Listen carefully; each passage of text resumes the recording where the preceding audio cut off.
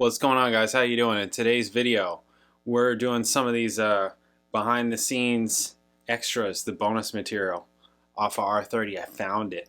Oh, I mean, it's on here, but it's got to be on here. I'm not putting this on here. It's got to be on here, and it's on here. I found it. So some of it I have done already. You guys probably knew that. Some of those interviews I've done before, so I won't be doing those again.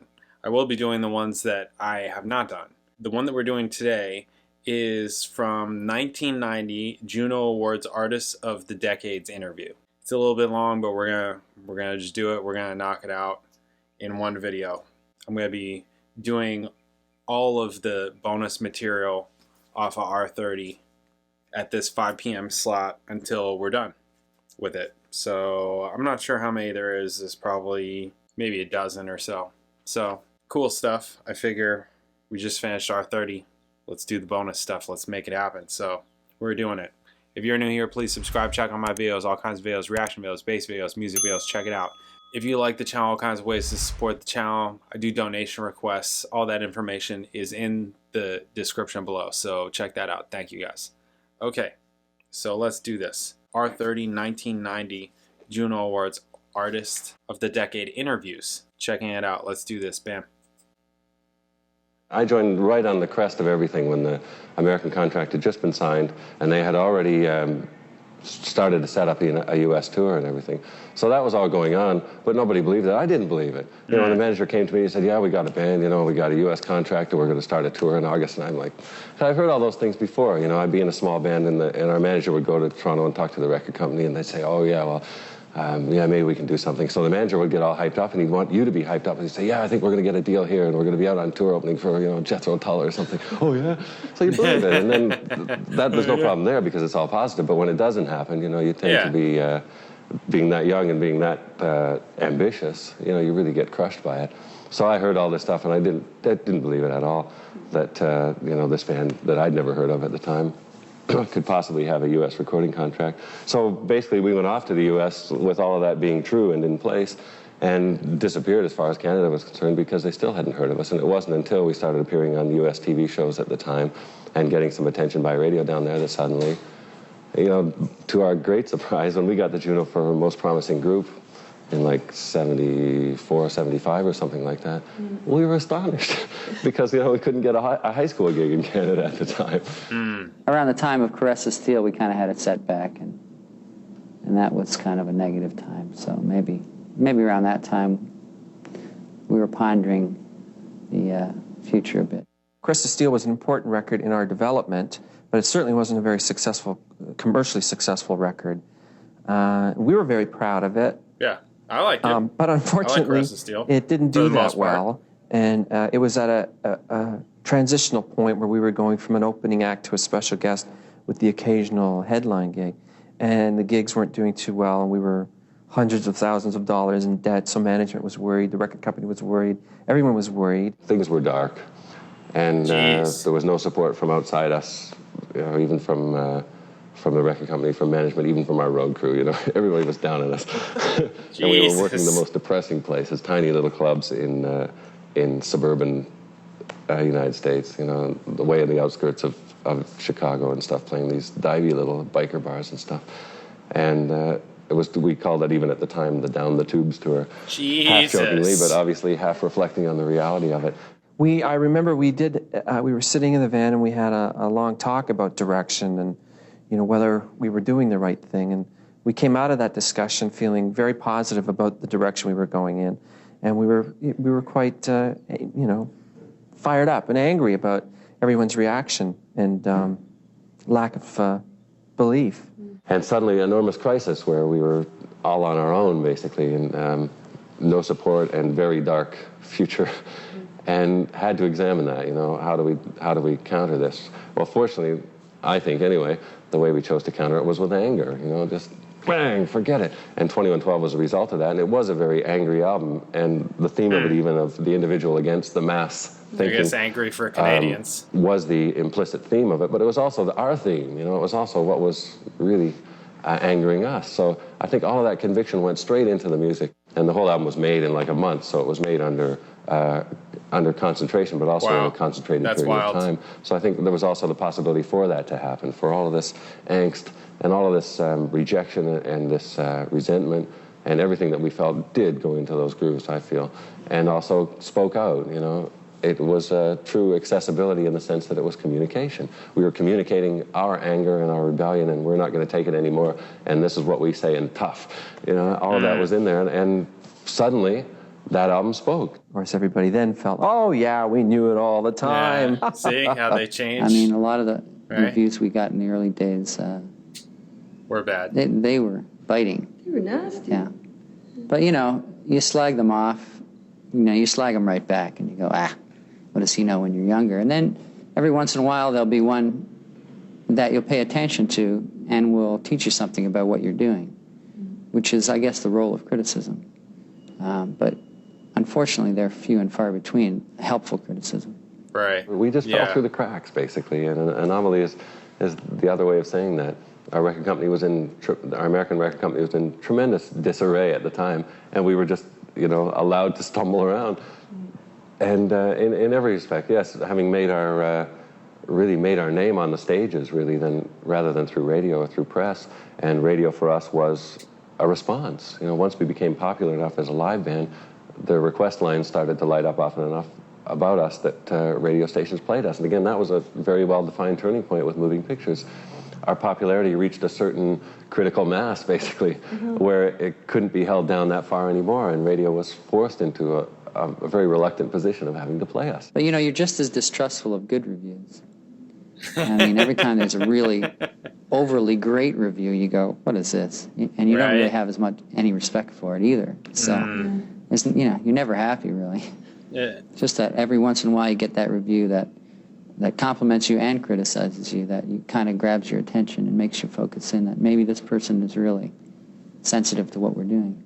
In the United States, it was different. We had college radio, and we had some of the small alternative stations around the United States, but no mainstream at all. And it was moving pictures that created that. And I don't think it was the difference in the music that time. I think it was just the critical mass of popularity that had been built up through just working, you know, just playing live. And I think we continued to open shows right up till about 77 or 78 or so.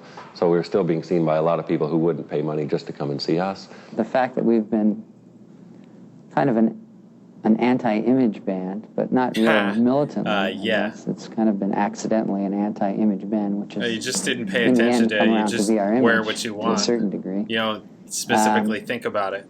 That's kept us away from a lot of the kind of lifestyle press, and it's kind of put us off Wow. in a more quiet place, which I think has been very healthy for us, and probably another ingredient as to why we've been around for so long. We're not that kind of group. We're not personalities, you know, like some other artists might be. You don't really see us in People magazine. Although I think with Presto there was a photograph of the record or of us, which my mother found very interesting. Oh boy, it's in People. What the heck? But I mean, that's how they relate to success. But we've never been a group that's been, you know, a personality type group. We're probably not the best looking guys at the best of times, and there's nothing. Oh, what do you really think? But you know, there's not something that you can latch on to. I think with us physically, that you consider attractive, maybe. But and it's never been important to us to be regarded that way. Well, Yeah, we have such a hardcore, dedicated, audience that they've really kept us going over the years. Yeah. And I kind of look at it like that core is kind of always interested in, and it is, I think, real interest and curiosity as what we're going to do next. So they're really kind of involved in our growth.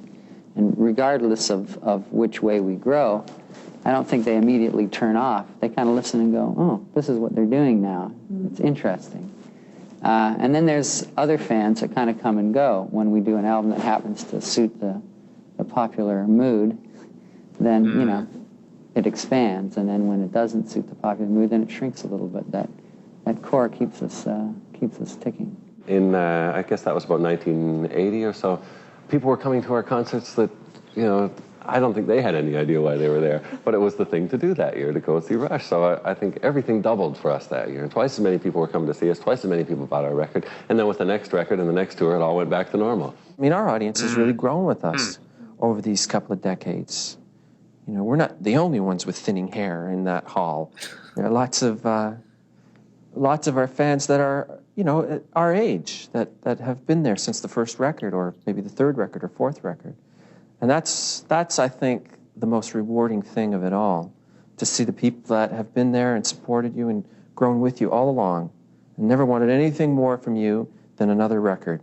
Because I don't think in terms of those kind of records, so I think in terms of how many albums we've made and, you know, how many songs, how many hours in the studio, how many days on the road.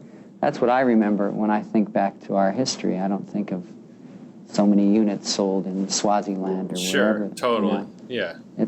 That's an abstraction that's really hard to come to grips with. But it's the memories, Right. it's the wrinkles on the face, it's those kind of things that kind of spark, you know, memories of the past and all the things we've done.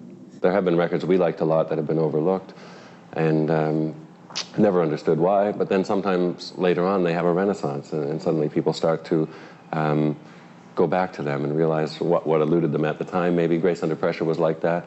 I thought it was such a record for the times that, again, it would have that accessibility built in, that people would just respond to the things that I was feeling and the things that all of us put into that record. But it didn't really happen. It was greeted by kind of consternation at the time, even by our fans. And yet later on, I knew it came to be a favorite, you know, considered a favorite album among a lot of our fans. So it's gratifying that does huge. happen. And that's a eventually great turns record. around into something you believe it's in. an underrated record. So early on, it's that can be basically really what he's saying frustrating if also. you really believe in something a lot and then other people don't.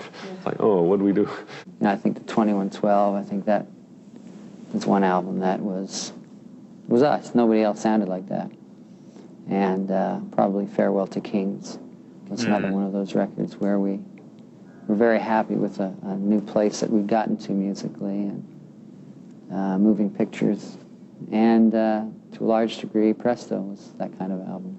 Perhaps people we've aren't influenced even bringing some other up their artists or best some other record bands ever. in that you can What is do it your wrong? own way, and you Forget can Moving be Pictures. successful on all terms by doing it your own way and keeping everybody happy, and therefore giving yourself freedom to do things the way you want to do them. We never felt like we were going against the grain, except when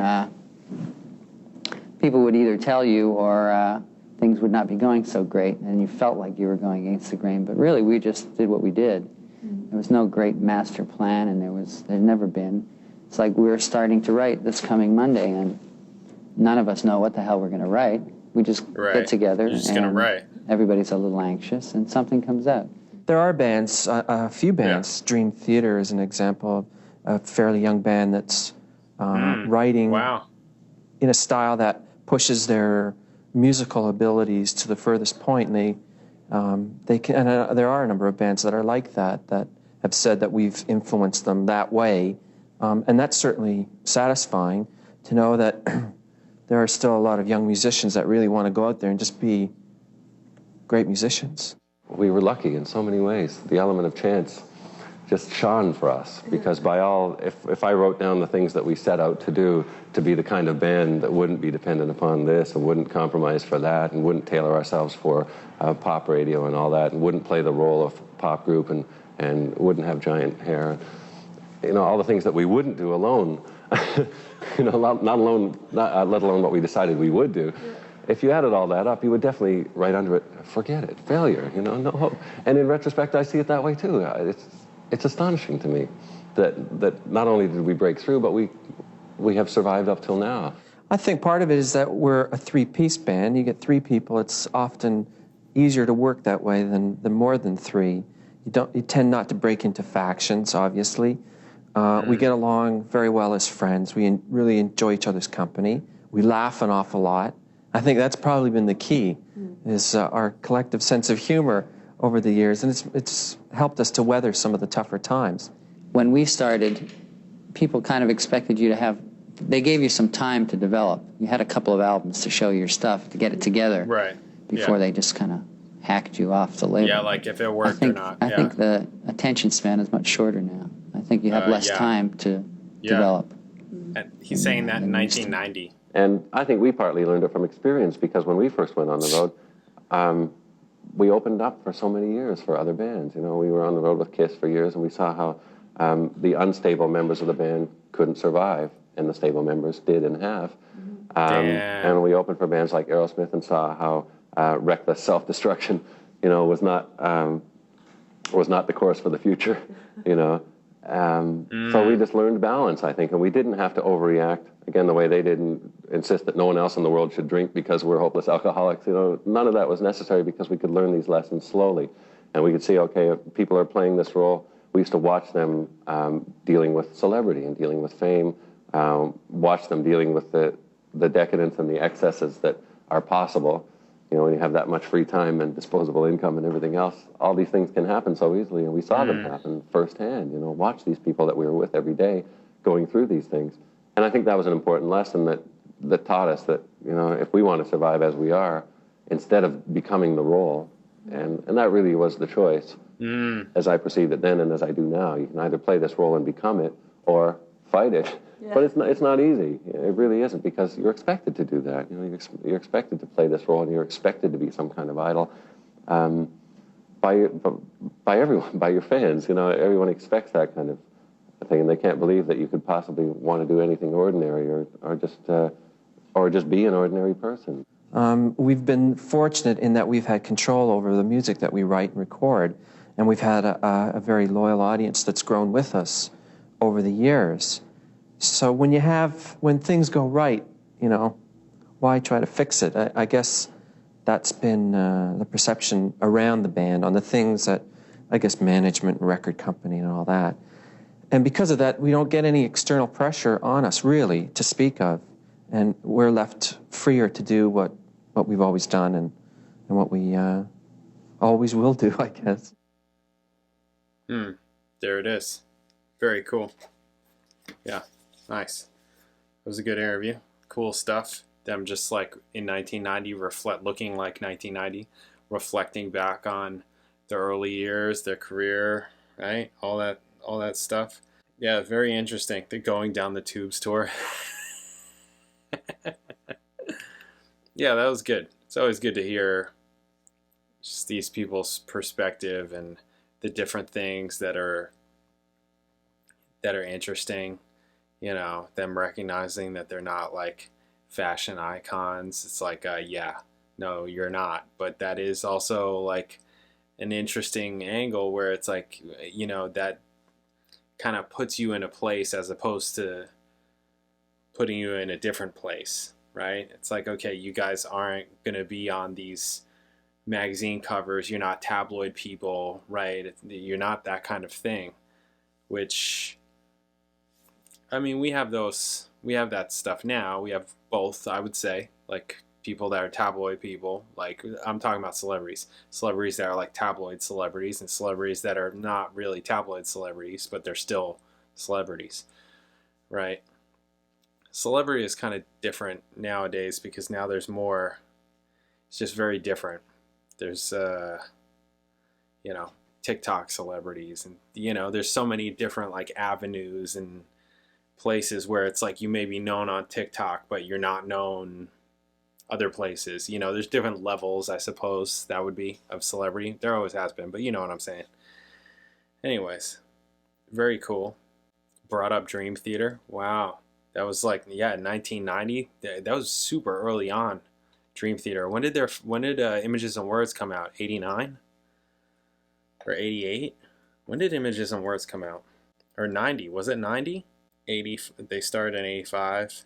So, oh yeah, When Dream and Day Unite. I totally forgot about that one. Did I have that album? I don't know if I had that one. I don't think I did with this other vocalist. I don't think I had When Dream and Day Unite. I think I started with Images and Words. Wow, and that started in 92. So they were talking about Dream Theater before James LaBrie. That's wild. That's crazy. Yeah, I didn't know that. Very cool. I dug it. I liked the interview. You know, it's always good hearing these people. Okay, so we got some more interviews back, you know, behind the scenes kind of stuff happening. I think the next one is that I haven't done is Vapor Trails interviews which I thought that I had done, but I think that these I haven't done. So be on the lookout for that. I'll catch you in the next video.